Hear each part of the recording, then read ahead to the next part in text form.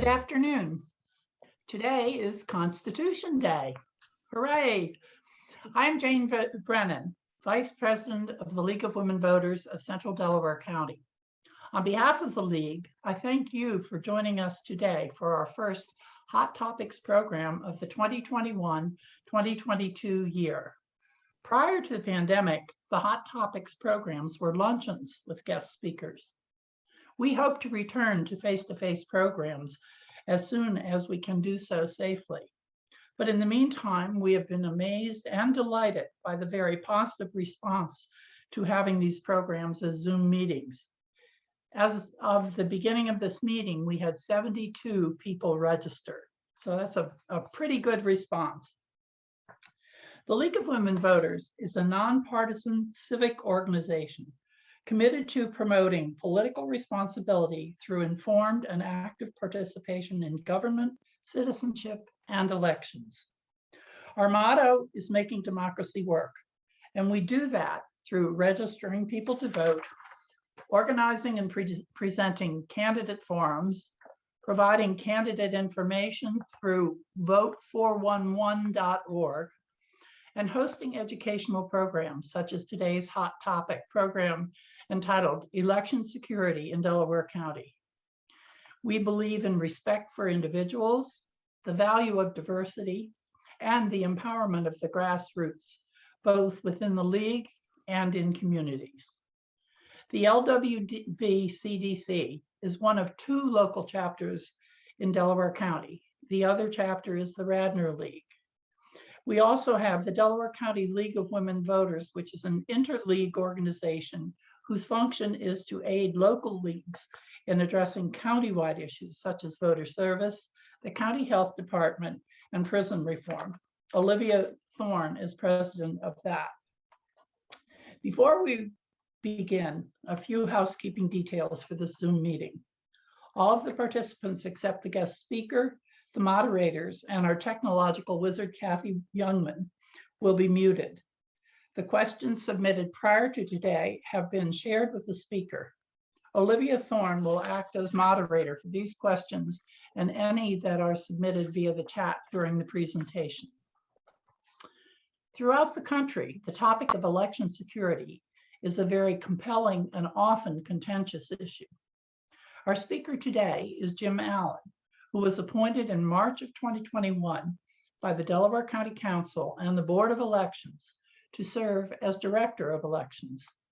In that role, he coordinates programs between the 3 county election divisions, the Election Bureau, the voter registration, and the equipment warehouse. Prior to joining Delaware County, Jim reported to the Chicago Election Board and its executive director to provide strategic planning, continuity of operations planning, website management, communications, and mass mailings. His achievements include re-engineering the City of Chicago's vote-by-mail system and preparing multiple language mailings and web services. Jim coordinated contingency and strategic plans with security partners at municipal, county, state, and federal agencies. From 2006 to 2020, he also served as the public face of Chicago elections with local news media and civic organizations, including the League of Women Voters in Chicago. His previous positions include 7 years as an assistant Cook County treasurer and 15 years as a newspaper reporter for the Daily Herald. Jim and his wife have 3 adult sons. As you can tell from his biography, Jim is extremely well qualified to speak to us today about election security in Delaware County. With no further ado, please welcome Jim Allen. Well, thank you, everyone. And I want to say thank you especially to Olivia and Jane and Kathy, the technological guru. That's an honor I hope to achieve someday, but I'm not counting on it. I'm really honored to be here today, especially on Constitution Day, where we're just down the road from where that document was put together through several steamy months of the summer. And it's just an extreme honor to come to Delaware County. I grew up in a county very much like Delaware County, in Lake County, Illinois, which was adjacent to Cook County. And it has some of the very same, not as long a history, certainly, but it has some of the same historical, chapters in terms of its politics. So as background, I'm going to give you an overview on election security, and I wanted to be able to screen share. See if the dress rehearsal worked out all right. Can everybody see that? And along the way, I would like to ask everyone watching to feel free to ask questions. In 2019, I was invited by the County Clerks Association in Illinois to deliver a talk on preparing for the 100th anniversary of the 19th Amendment, because we had done a lot of research in terms of the evolution of the 19th Amendment. Illinois was one of the, if not the first, I believe it was the first to pass, ratify the 19th Amendment. So we were really excited about going into 2020 and celebrating the 19th Amendment, and then COVID. But anyway, in 2019, I was giving this talk, and I had talked with the boards of elections in Illinois, which is a pretty diverse group, but I'd never spoken with the county clerks organization. And the county clerks, as it turns out, is roughly 89–92% women. So I retitled my talk the day of to Mansplaining the 19th Amendment. And I don't want to mansplain elections today. So I want everyone to feel free to interject with any questions and keep this as much of a democracy, if you will, as possible. So when we talk about election security, there are actually several different areas or arenas where we have concerns. There's the basics of the physical, making sure that there are security seals on every piece of equipment, making sure that the warehouse is secure, that your ballots have a chain of custody starting from when you cut the files to the printer, delivering them to here in Delaware County, and or the vote by mail ballots being delivered to the U.S. Postal Service, all the way through delivery to the precincts, and then making sure that everything is secure on election day and transparent, so that people can see if 100 people came in and voted, there should be 100 ballots. Or in this election, we're going to talk about later, this is going to be our first 2-ballot election. So there should be 200 ballot pages being submitted, but we'll get to that later. Then ultimately, physical security of the ballots at the close of the polls back to our facilities, so that we can go through a recount or re-examination, or through the routine processes of 2% audit, or the work by the return board to examine how well the judges of election and poll workers did on election day in terms of preparing and gathering all the documentation. Next, there's an area that has really come to the fore only since 2016. And that's the concerns regarding cybersecurity and infrastructure, and the balloting systems, and basically making sure things can't get hacked. And by hacked, I also include our public dialogue and our discourse. So for example, in 2016, one of the concerns raised by the FBI and Homeland Security were that there were Facebook groups that clearly were not based out of the United States, but pretended to be, and that were doing quite bizarre things to try to gin up attention on certain issues. There was one that was based out of another country that called itself the state of Texas and affiliated itself with a political party, and it had approximately 200,000 followers, which was about 20 times the size of the actual political party in question. And it turned out to be a foreign-based operation that was just putting out, phony bulletins and stuff like that. There was an event also in Louisiana where the foreign agents, as far as the cybersecurity experts can tell, were trying to test the boundaries of what they might be able to induce in terms of a panic. And they actually generated these images of a chemical plant exploding. And it got to the point where it started leading to tweets going out and news services actually picking it up and starting to call the local parish in Louisiana. And they're like, there's no chemical explosion here. It was a weird situation. And when this all started coming to the fore, I can tell you that election officials everywhere were really leery of having any kind of involvement by Homeland Security. Our watchwords were, advice, but not access. We were really afraid of letting the camel's nose under the tent of any administration. Back then it was the Obama administration, but we did not want to let the camel's nose under the tent where federal government agencies would start looking under the hood of our voting equipment and voting systems and the closed networks that we had that were very secure. Ultimately, it became clear how we could work together in 2017. And since then, we've fostered a close relationship at the state, federal, and local level. In fact, as recently as July, Delaware County was among the participants in a tabletop exercise with CISA, with the Department of State, with the FBI, and with Homeland Security, talking about, and we were going through different exercises, how would we respond to hypothetical situations, which, by the way, were no longer that hypothetical. Many of them were torn from the recent news pages of the last couple of years.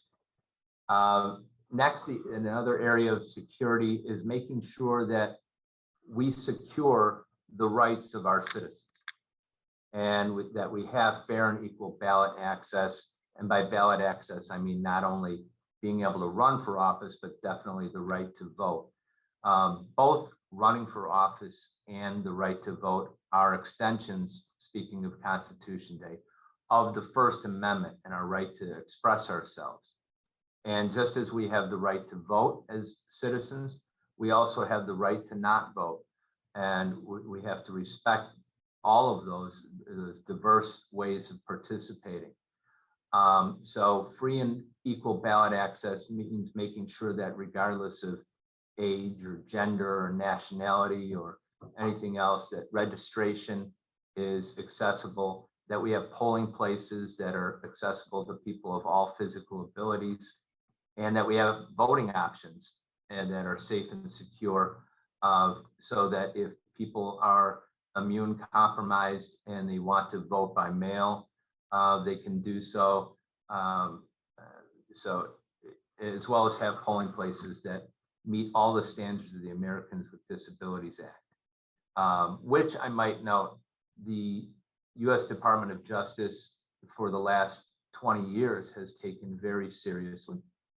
They're watchdogs on the ADA when it comes to elections. And we've learned over the years as election administrators that even though a library might be grandfathered in as accessible based on when it was built, the Justice Department comes in and says, not for elections. Yes, it's grandfathered in as a library or as a school or as a firehouse, but not for elections. So we actually have to follow stricter guidelines where, for example, if we haven't come to this yet in Delaware County, but I've seen it in other jurisdictions where a water fountain, it comes out of the wall as opposed to being recessed in the wall.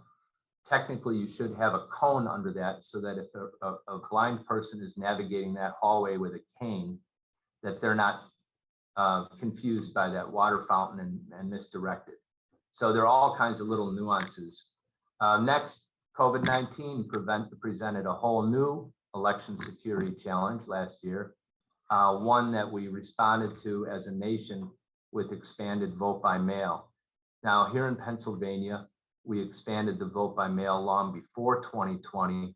It was Act 77 was a bipartisan effort, which really set up Pennsylvanians very well for 2020 and the pandemic, because it presented a new option. No one had to scramble to create this new law. It was more of an effort then at the election administration level to make sure that we had enough equipment and staff and human power to be able to process these ballots. Our balloting system in Delaware County, one of the reasons I was attracted to this county, not only does it involve paper ballots, but it's the Hart intercivic system, specifically the Verity voting system. It's one of the more secure systems.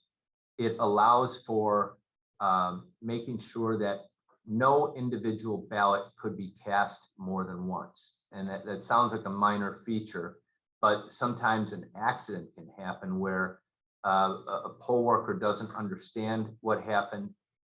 Maybe it jammed temporarily and they break the seals and say, well, you know what, Mrs. Jones, go ahead, you just scan it through again. Maybe it didn't go through. So this is the only system that has that criteria, that meets that criterion, rather. And that includes our vote by mail ballots. So our vote by mail ballots and our election day ballots and our provisional ballots have a number on them to make sure that no individual ballot can go through the system more than once. Next, you have paper is an essential. There's a professor at MIT, Ron Rivest, who I've had the good fortune to meet with.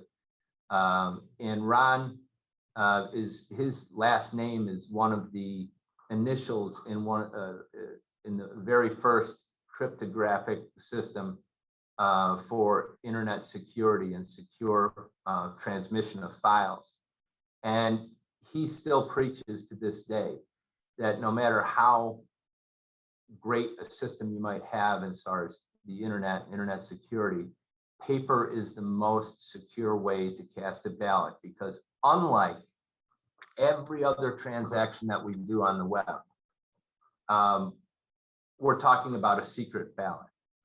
And so that means we have to know who participated, but we can't know anything about what they fed into the ballot box. So if you go back in time, our first century in the United States, we were actually a public outcall election. So you had to go to a gathering place. And then at that time, you had to be a male for a period, a landowner, and then at least 21 years of age. Interestingly, the first century, they weren't worried about citizenship. So even non-citizens were allowed to vote during that first century. And the problem with that system is, yes, it was very transparent, but it was arguably too transparent, because your boss or the bully down the block or the union leader or whoever might want to intimidate or bribe you could see exactly how you voted, because you would go to this public hall. They would say, okay, now we're voting for US Senate. And then they would call on individuals and someone would write down on a big board at the front of the room. So in the 1870s and 1880s, America went to the system of the Australian or secret ballot. And in that system, we have registration records so that we register voters. And then those registered voters are allowed to vote only once. And then once they cast their ballot, it's cast secretly. So Ron Rivest is saying that given every other transaction on the internet, rather, if you buy tickets from American Airlines, or you buy a bicycle from eBay, everything about the transaction, the buyer and the seller is known. So the buyer and the seller know each other. They know that they agreed to sell a blue Schwinn for $80 and it was going to get paid for with a Visa account. And so if any of those things goes wrong, the buyer can go back to the seller, or the seller can cancel the transaction. Here, we can't know what burger you ordered, or what bicycle, or what seat on the plane. We have to allow for a secret ballot. So that's why paper is a great durable record of what happened. And even if the voter mismarked it and circled the name instead of filling in the box, we can go back and tell the voter's intent. That was the problem, of course, with the punch cards, with dimpled, hanging, swinging, pregnant chads. We couldn't necessarily tell the voter's intent. But with paper ballots that have marks on them, we can tell the voter's intent. Sometimes they double vote, and then they scratch out one and they write, not this one, this one. We can tell the voter's intent. Next, our system has scanned images. So at the time the voter is feeding that ballot into the scanner, or at the time that the ballot here, when it comes from vote by mail, goes from the secrecy envelope to the scanner and is fed into the scanner, every one of those ballots has a scanned image, so that even if someone were to tamper with the ballots after the voters left, there would be an initial image to compare against the actual ballot. Next, you have transparency, in that you can have poll watchers obviously not stand over the voting booth, but they can see that 100 people came in and the counter on the scanner says 100 ballots were cast, barring, of course, the oddities of someone abandoning their ballot in a polling place or something like that. Next, it gives you a verifiable audit trail, so that if a recount is necessary, you have the documents there so that the court can determine what actually went down. So as background, we have logic and accuracy testing, which is a fancy way of saying we put every piece of voting equipment through the paces before we put it into the election supply carrier and take it out to the precinct. We secure the cages with the equipment with a combination of seals and locks. When the polls open, they have to run a zero tape in the morning so the poll watchers can see that there were no ballots cast. We have lists of all registered voters so that we know who is eligible to vote in that precinct. We have a public counter on the scanner so that you can see through the day, like I said, that there were 50, later 100, later 150 ballots cast. We have a results tape when the polls are closed, so that even before that bag is sealed and then goes to ultimately the wharf facility, and even before that V drive gets taken away, there's a results tape that is put on public display, as well as kept by the minority inspector in each precinct. We have vote by mail security measures, so that when an envelope comes back to us, it's got a barcode to make sure that we issued that envelope, and B, that voter was one who applied for the ballot. And then when the ballot comes through, we know that it was a ballot that we generated as opposed to someone else. Next, we have physical security seals that we implement throughout our process, such as tamper evidence seals that you put on different items, such as everything from voting equipment itself to the ballot bags. Then there's physical security, just meaning everything from the locks and the doors and the cameras. So we have cameras on our drop boxes. We have cameras here at the wharf, so that when vote by mail processing begins, we have a live stream so that anyone on the planet could watch that whole process. We have limited access. We use security badges to give limited access to security enhanced areas. And then the network that we use for the voting equipment is a closed network that you can only operate at the wharf. It's not networked with any other computer system anywhere else in the county, or definitely not with the internet. So we take all of these issues very seriously. Next, in terms of security, the door swings both ways on security. You have to be watchdogs on making sure that the vote was accurate and auditable, and everything was on the up and up and fair. But at the same time, you also have to secure people's right to vote. So in here and pretty much every other state, we have motor voter at PennDOT facilities, and we have for a number of years. And I'm pleased to advise you that even years ago, we were impressed that Pennsylvania was one of the first to go through additional training of Department of Transportation staff to make sure that they were properly administering that and to reduce the errors that could occur. You have mail-in applications, of course, since the advent of motor voter, and you have online applications. And what's important to know is that each one of these involves a component of identification, verification, and then all of the election jurisdictions, anytime you get a changed, a new or revised registration, has to do a verification mailing to guard against any kind of possible fraudulent registration. So we have all of these measures in place, and online applications, interestingly, were initially done as, or initially introduced, I should say, in Indiana and Arizona as a cost saving and security measure, because you, instead of this paper mechanism, this paper trail, where then you have to count on the handwriting to be clear, and then you have to count on the clerk to read it correctly, and then you have to count on the clerk to enter that data correctly. Online voter registration applications take the data that typically is already in the Department of Transportation system off of a driver's license or state ID. And then, so that there's no misspelling of names, it's now just a data transfer from our Department of State to the local jurisdictions. Next, in terms of registration security, one of the things that we have to do is constantly work on updating the voter rolls.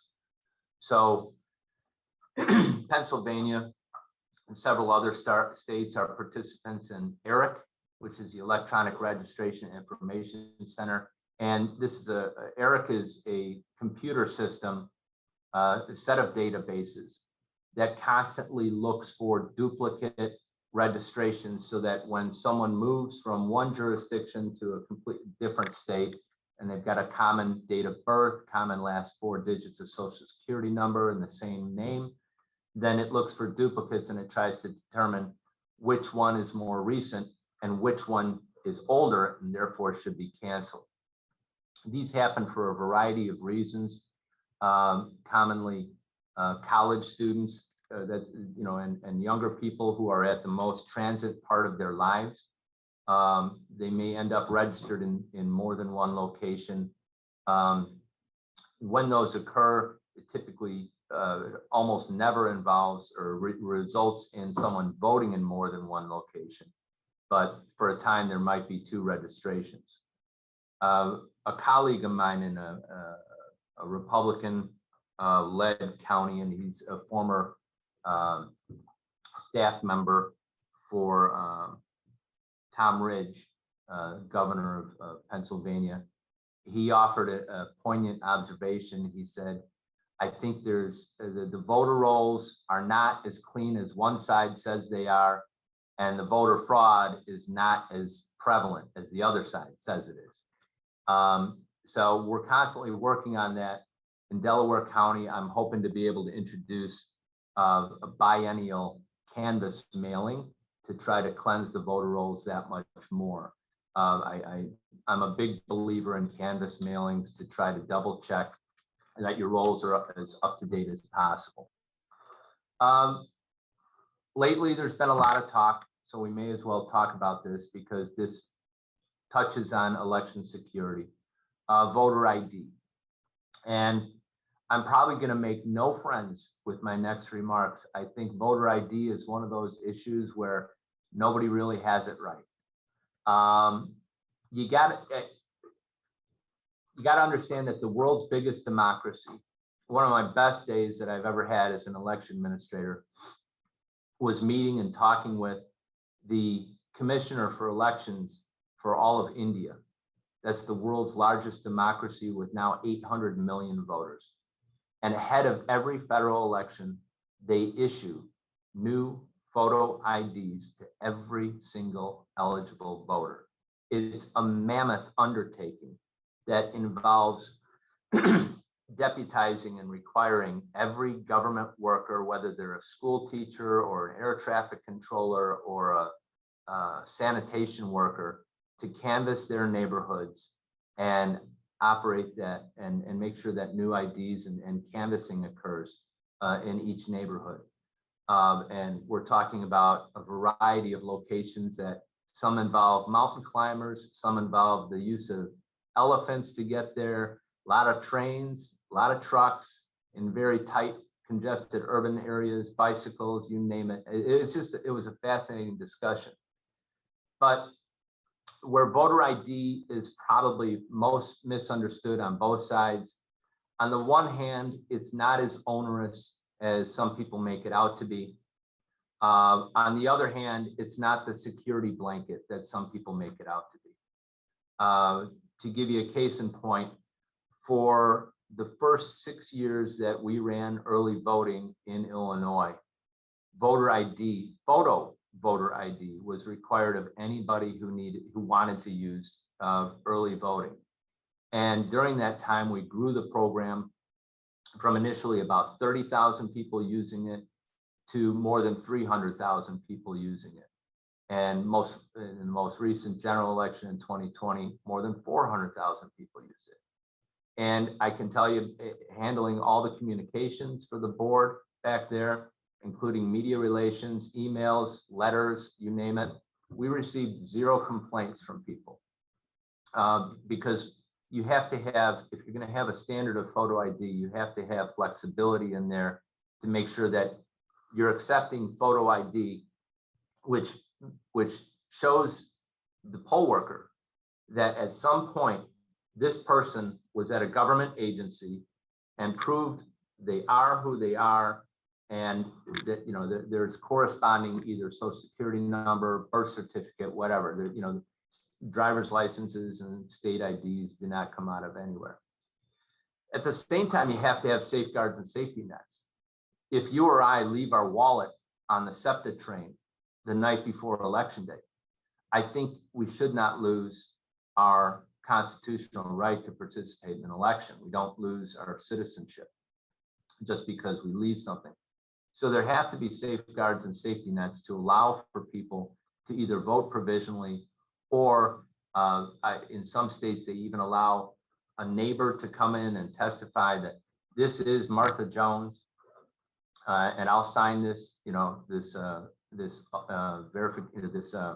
affidavit on her behalf, and then there may be other forms of ID that a person is able to use, whether it's a pay stub or some other Medicare card or what have you.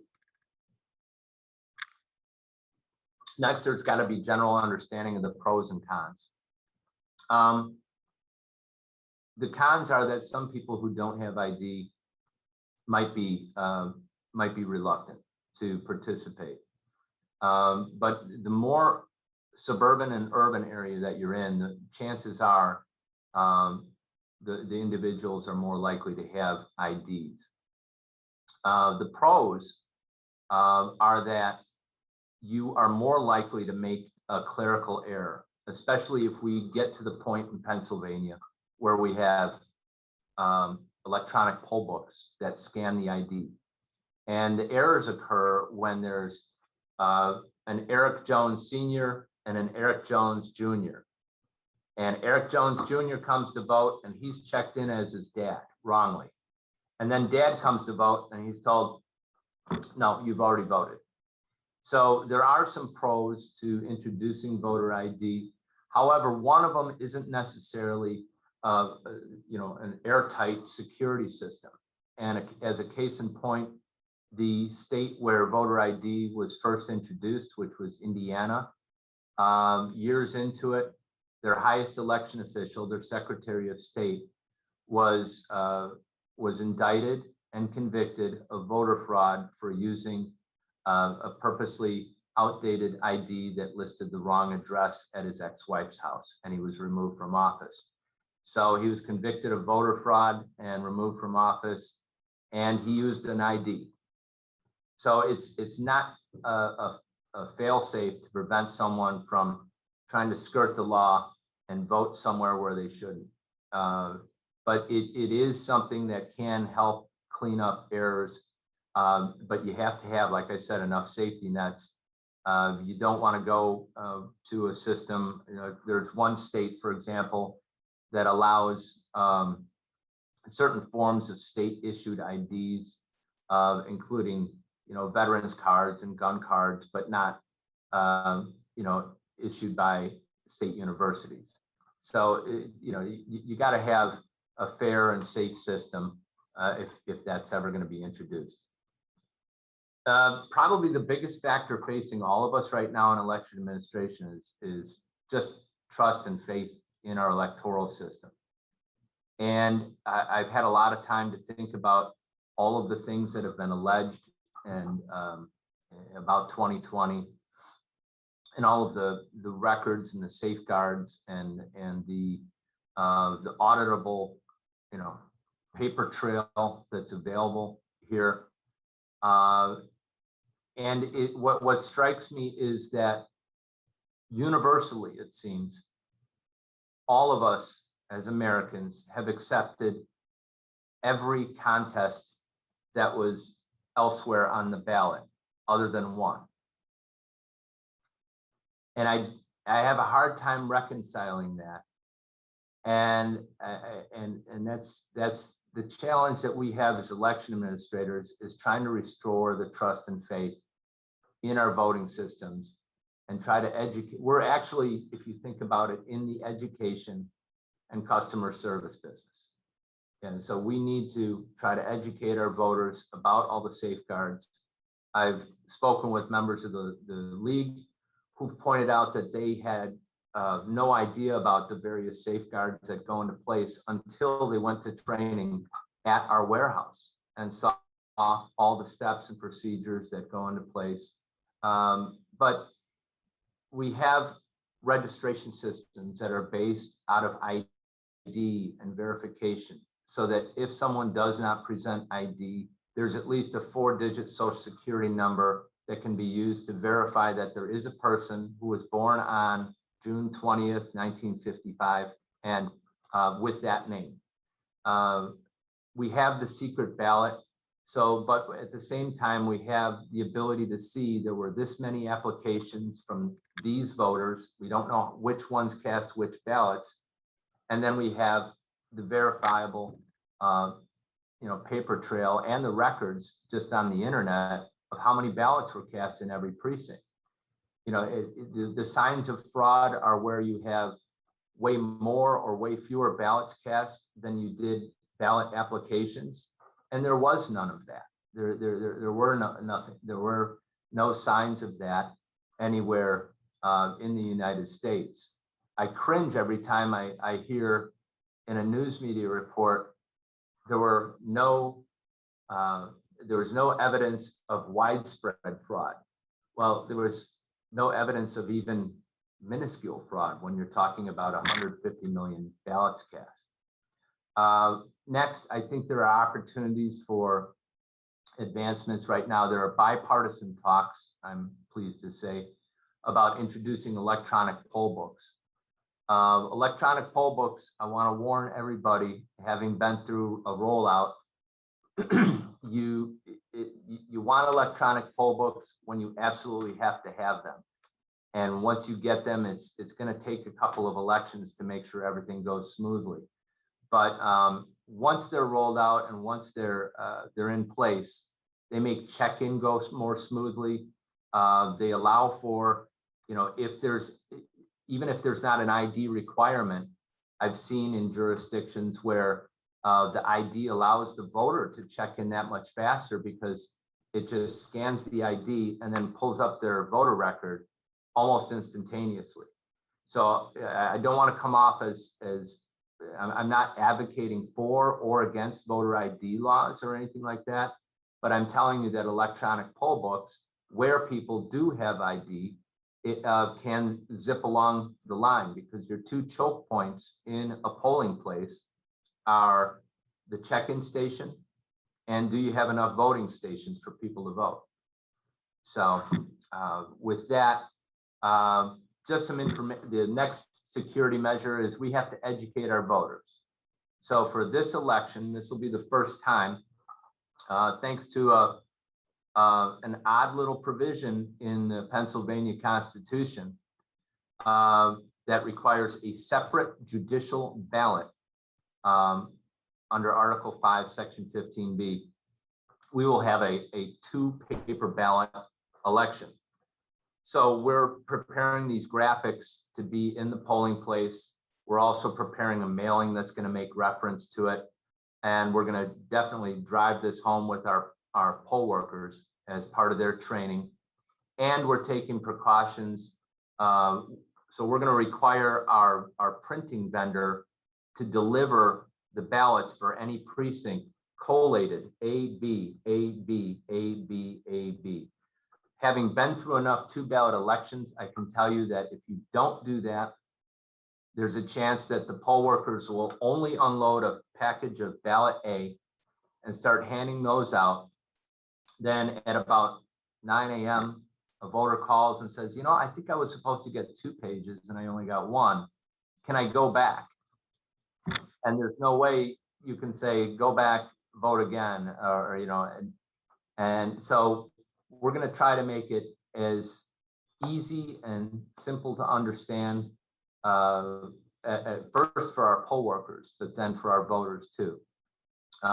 It's going to be important that when they're voting by mail, we're going to have instructions on the secrecy envelope that say insert both ballot A and ballot B. And then at the polling place, we're going to be instructing them to feed the ballots into the scanner one at a time. So we're going to try to drive that home through training, through materials. Last, in terms of voter security, this is a mock-up of the backside of the postcard that we plan on sending out to voters in as early in October, might be the middle of October, so that they know that they have the option to vote by mail and they can use any of the drop boxes. And secondly, if they want to vote in person, that we're going to have PPE there, and that they should check to see that the polling place didn't change. We're very concerned that with this Delta variant of the COVID-19 virus, that there may be some polling place proprietors who pull out again, just as they did. We don't know how it's going to go. It's just impossible to predict. So we have to prepare for any contingency. Then, as you can see, we're including in that mailing a reference to how this is a two-paper ballot election. So with that, I think I've gone over my allotted time. So I'd like to just open it to questions.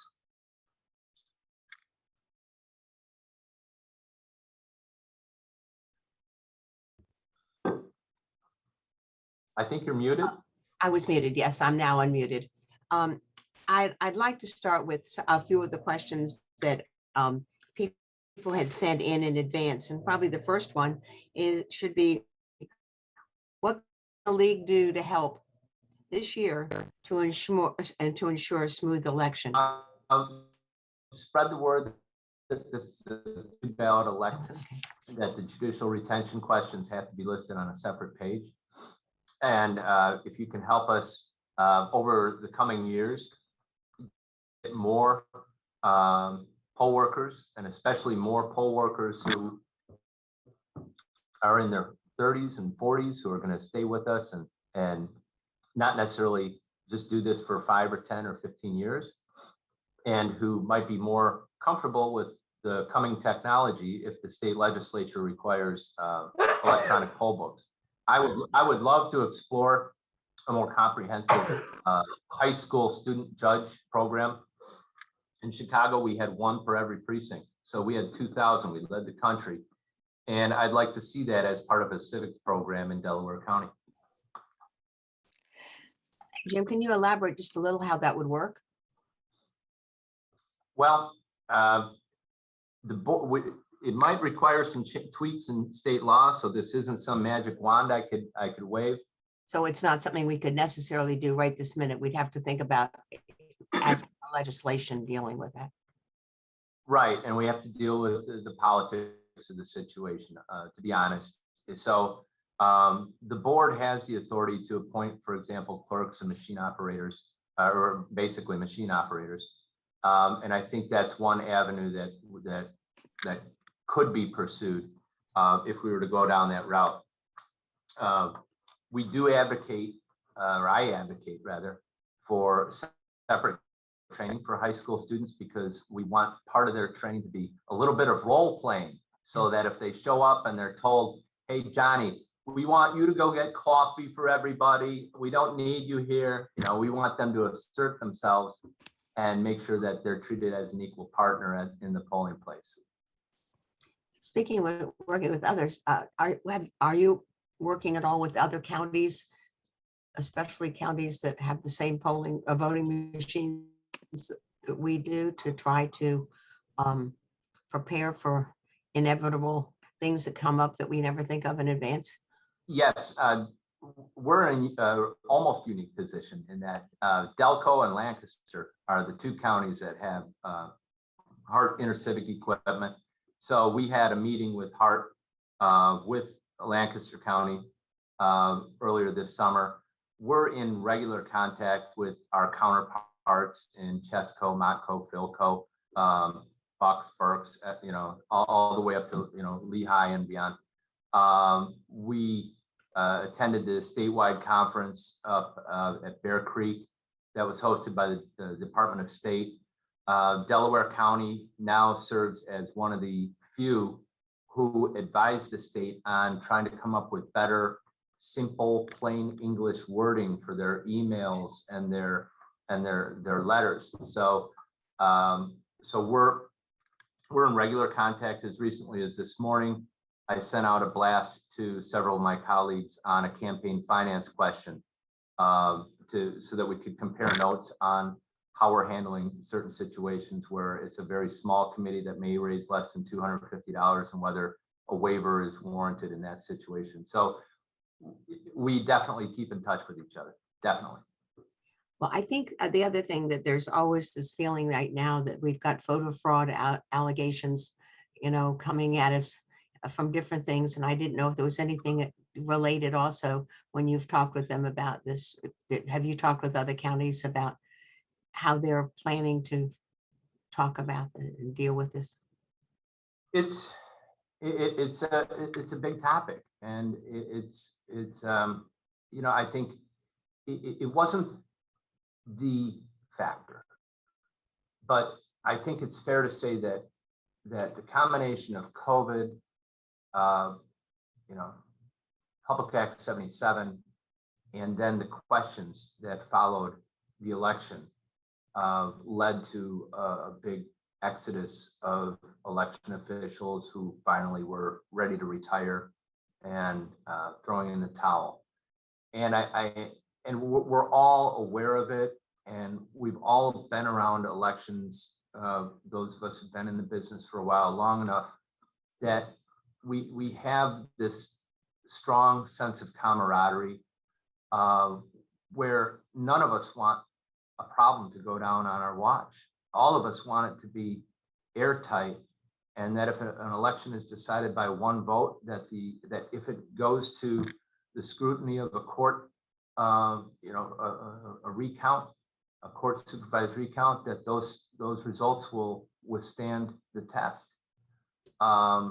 So there is, you know, there are common talks among all of us as far as how we can do our best to restore faith. But part of it is simply recognizing certain facts. Like I was astounded earlier this week to hear a suggestion that the voter rolls are filled with not real people, that some of our registered voters don't really exist. That's and that they need to reprove up somehow that they exist. Let me preface this.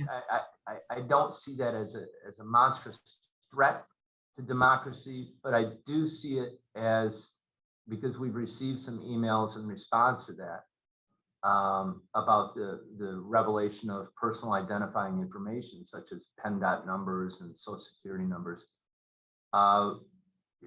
People are questioning whether they should remain engaged, and they're very upset by it. I just, all of these voter registration systems were built on a bipartisan basis over the last 40 years. And they were all built with a common theme of making sure that we get it right. And by elected officials who have been through the election process themselves. And again, I go back to that there's this amazing unanimous opinion among Americans that we got everything else right. Just, everything else that was on the ballots was right, except for one thing is in question among only a certain portion of our population. And we have to do our best to figure out how those individuals came to this conclusion and how we can prove that the results are what they are. One of the questions, I'm sorry, Ann. Can we address a few of the questions that are in the chat? Is that possible? I will after that too. I will in just a second. But do you see, and Jim, just really briefly, any legislation right now that we should be aware of that's coming out of Harrisburg that could change what happens in this election? Well, we should definitely embrace any legislation that would allow us to begin the process, not tabulate, process, just as your scanner in the precinct is processing ballots from the second the polls open at 7 a.m. all the way through 8 p.m. And there's no tabulation midday. States across the United States have long deployed a system of processing ballots before Election Day and processing them if they use early voting sites, for example, and never tabulating and never opening any presents before Christmas, if you will, and then merging and gathering those results and finally doing the tabulation on election night after the polls close. Election officials I've come into contact with in Pennsylvania that we need this so that we can rebuild certainty.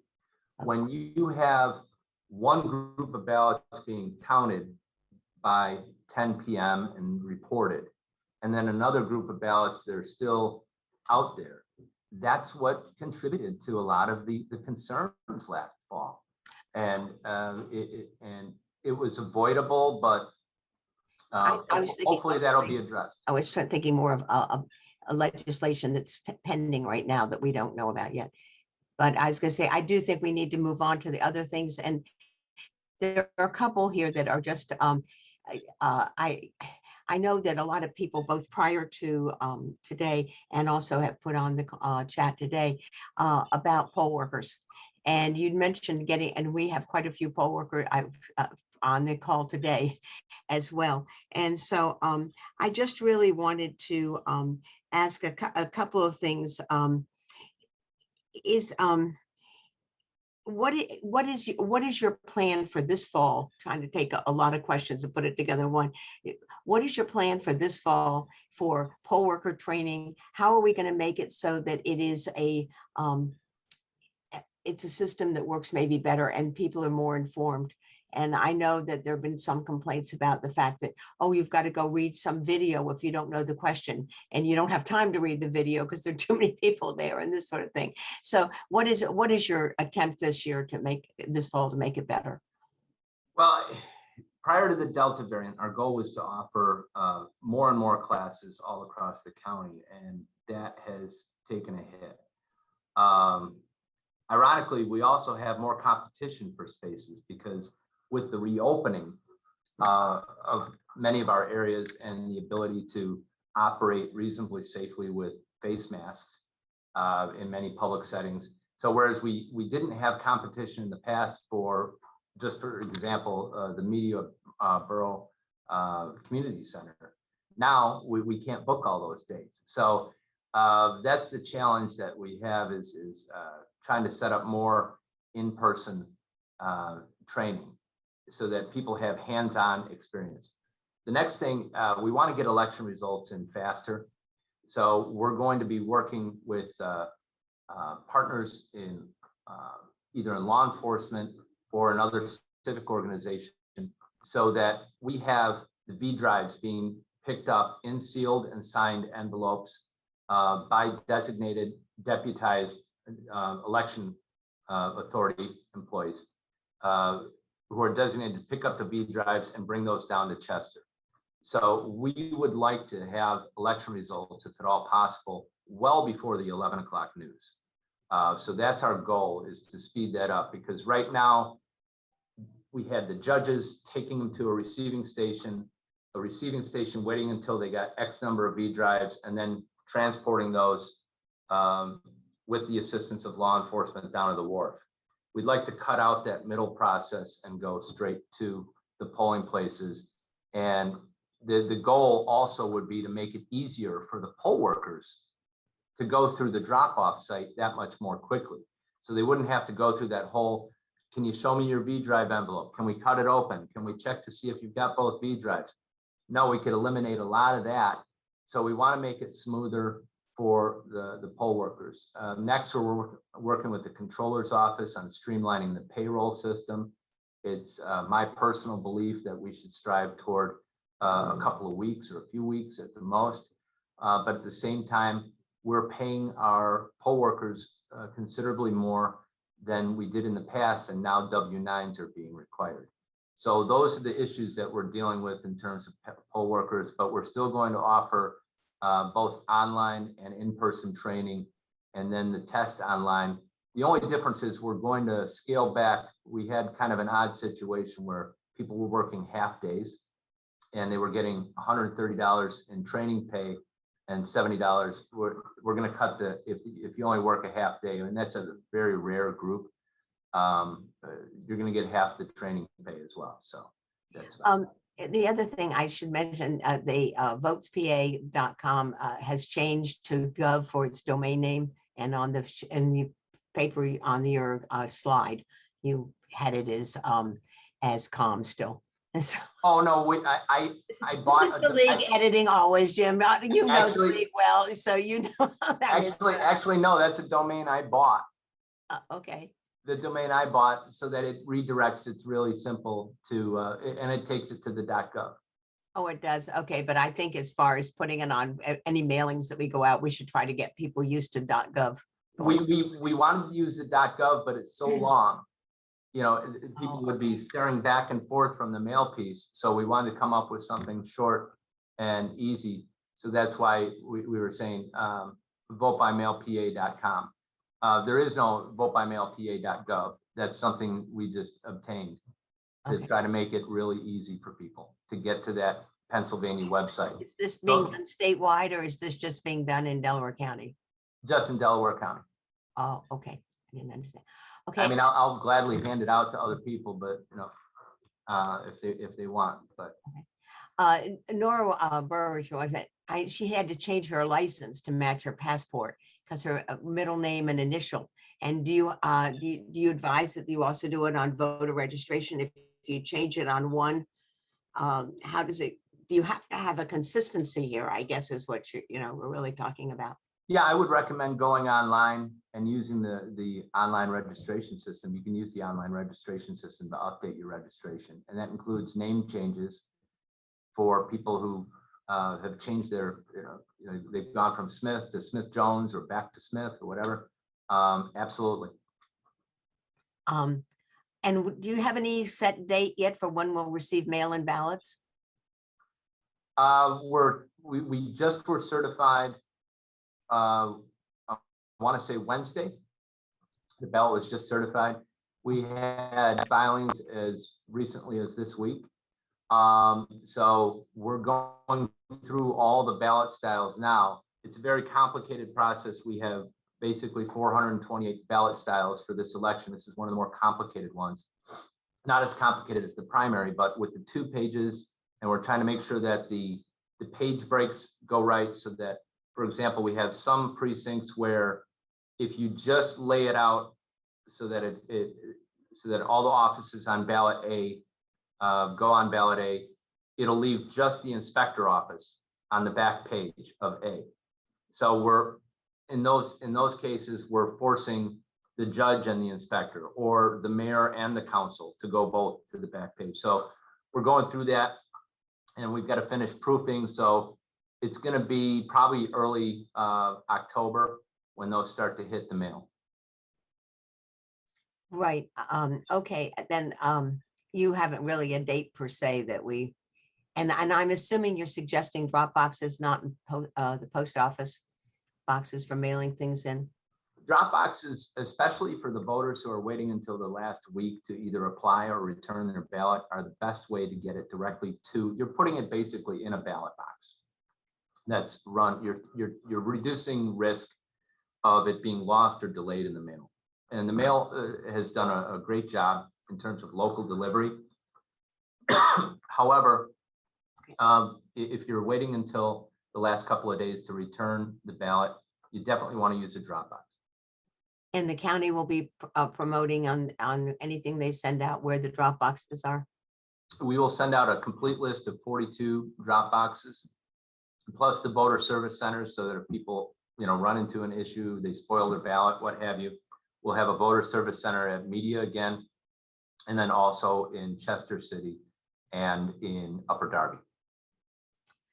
It's a question here about how will Delco respond to the subpoenas from the legislature wanting our personal information, most of which is already available through SURE database to begin with, right? We're going to follow the directive of the Department of State. Delaware County does not release any personal identifying information. We release what's required under the law, absolutely everything that's required. But there are laws to protect personal identifying information, the last 4 digits, PennDOT numbers, what have you. And, I don't know that, well, suffice it to say, we're going to follow the Department of State's lead on this. And, but if the law says we can't give it out, I'm not sure that we'll cross that bridge if we ever come to it. Well, here's another sort of saddest thing to go with it is since voter rolls were successfully hacked in Florida, how much attention is Delaware County or the state doing to anticipate this happening to us? And as they said, admittedly, defense always lags behind offense, but more to I think the question is, have we anything plan in place to, one, try to identify it happening before too much happens, and also two, what you would do to if something like that did happen? Well, the situation that's being referenced, if I recall correctly, involves some electronic poll books and some data files. So I would think that if we introduce electronic poll books, we'll have a secure way of managing those data uploads to the individual poll books. Further, you always have to have paper backup. So, when we introduce this new technology, you always have to count on the power, the batteries dying, the power going out, what have you. So you always have to have a paper backup. But I'm not aware that any hacking of any voter rolls led to any fraudulent votes, because they're two different buckets entirely. Right. The other thing that hang on a second, is if somebody is going to work at would like to work at the polls, how would you suggest now that I know a lot of times people call us and then I call you or Christine, I call or something like that, but is there a plan or a way that you could just say, I want to? I know people have said they tried to work at the polls. They thought they sent their name to the right place and it didn't work. And so what is the proper way to do it? Well, you can just Google Delco votes and it'll take you right to our website. And then you can find your polling place, you can find candidate lists, and you can find contact information as far as how to sign up to vote or how to work in the polls. So I'm going there right now.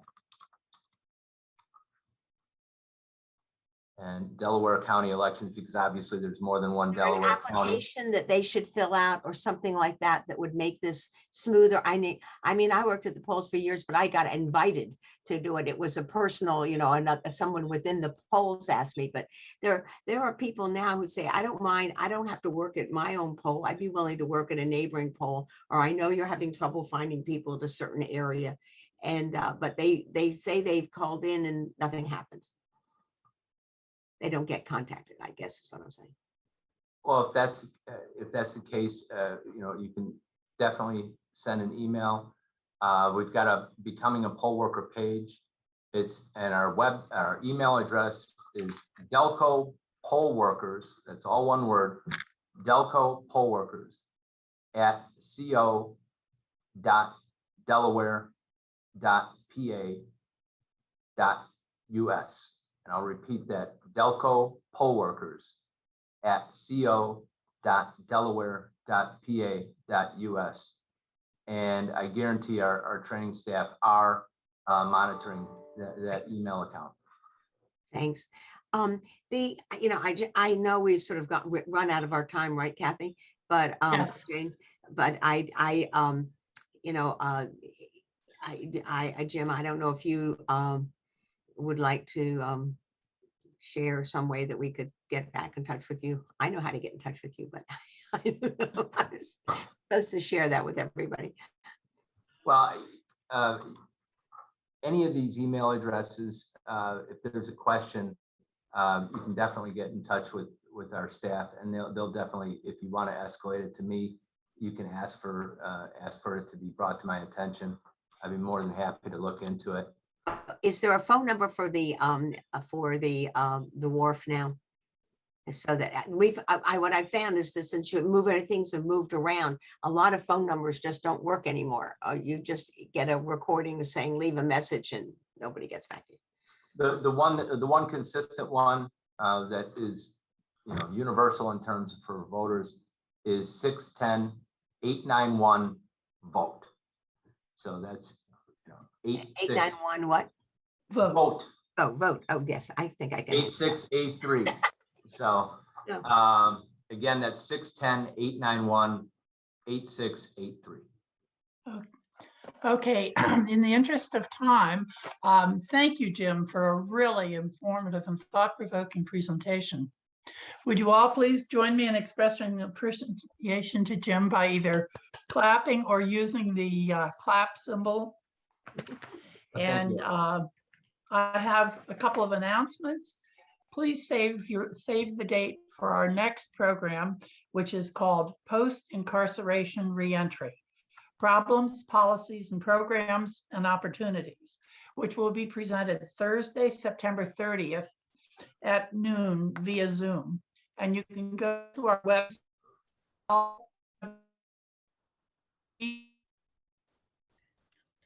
Jane, you're breaking up.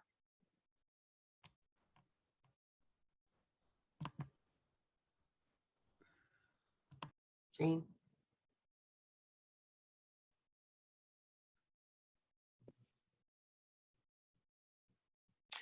I'm sorry, it appears that Jane's internet connection may be dropping in and out. If you go to our League webpage, there's a calendar of events and you can see what's coming up from there. It's lwvcdc.org.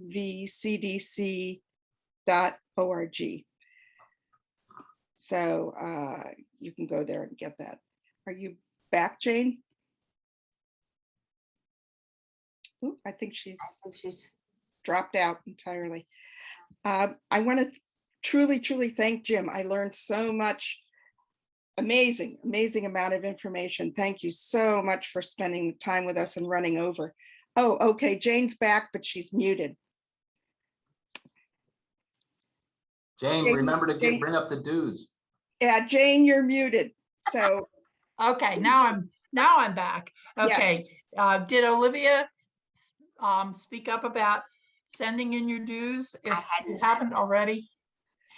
My other hat is chair of the membership committee.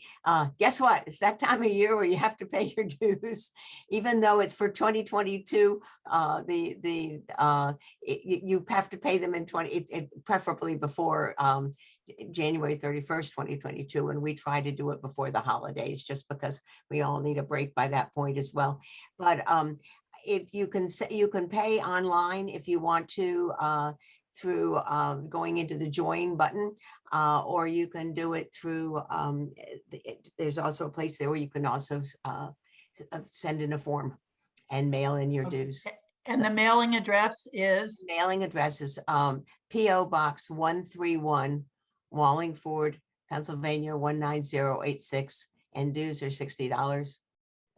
Households are $30 additional. Thank you very Jane, much. Could you plug our upcoming event? You dropped out. Oh, okay. The two upcoming events on Thursday, September 30th at 12 noon, we have a program entitled Post-Incarceration Reentry: Problems, Policies, Programs, and Opportunities. And that will be at 12 noon via Zoom. You can go to our website to sign up for this program. And again, our website is lwvcdc.org. And then our next Hot Topics program, which will be by Zoom, is Conspiratorial Thinking and Beliefs in Voter Fraud. That's Friday, October 8th at 12 noon via Zoom. The speaker is Adam Enders, Assistant Professor of Political Science at the University of Louisville. And again, I'd like to thank Jim for a really informative presentation, and thank Olivia for managing the questions, and Kathy, as always, for her technological expertise. And I'd just like to add one thing to Jim. Thank you to Jim, is that, I don't know how many of you are aware that Jim worked a lot with the League in Chicago, but it was just really wonderful to have somebody new coming in, doing a totally different job in a different way and overseeing all three departments. And then finding that the League had this person immediately who wanted to talk to us and help us understand things. And it's been really great, Jim. And it's a joy to work with you, and look forward to working with you going forward. Well, it goes both ways. I'm a big admirer of the League. My mom was a leader in the local league where I grew up. So thank you so much for having me today. Known as a League brat to those who used to be. Thank you very much. So I think that ends our program for today. Thank you, everyone, for joining us. And please check our website for future events. Thank you. Thank you, Jim. Thank you very much. Thank you, everybody. Bye.